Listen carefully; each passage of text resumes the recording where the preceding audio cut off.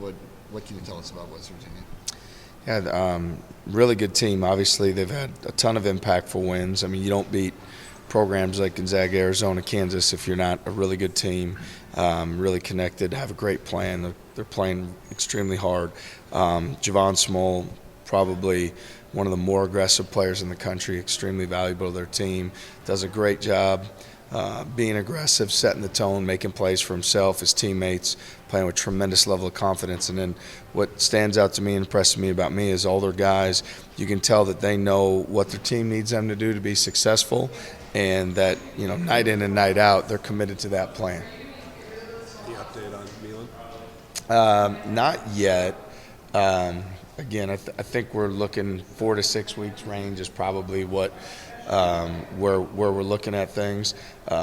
There's still a little bit going on to try to figure everything out, but I'd say that's probably the place that we'll land on, and it'll just really depend on, as we get closer to that timeline, how his hand progresses, how he feels, and making sure that we're doing what we can to be in the best interest of his health and safety. Will he be able to avoid surgery or surgery? We're hopeful of that. Yeah, we're hopeful of that. I think that's what we're hoping right now, and just want to make sure we've crossed every T and dotted every I to make sure that is indeed the case. But we're hopeful that will be, the course of action. Without him on the floor, what are, I guess, the concerns you guys will try to mitigate offensively? Well, obviously the number one thing being his ability to shoot the ball, score the ball, and how does that impact things and what we're doing out there. Because I feel like he's done a lot, and teams focus on him, are very aware of him that way. And so how does that impact our offense?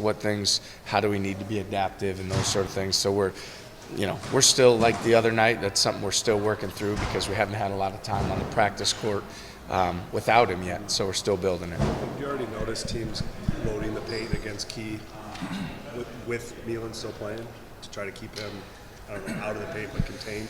Yeah, there's definitely, everybody has their base team defense. There's coaches like at Utah, at Texas Tech, they're very personnel driven with how they defend. So choices they're making on other guys may be more extreme than some that we've seen. And so you're seeing certain guys are being played as like a no dribble split to really sit in the gap until the pass goes. Other guys, maybe they're fanning immediately to get the shooters. So I think there's a lot of personnel-driven things people are doing defensively and had been doing already against us defensively.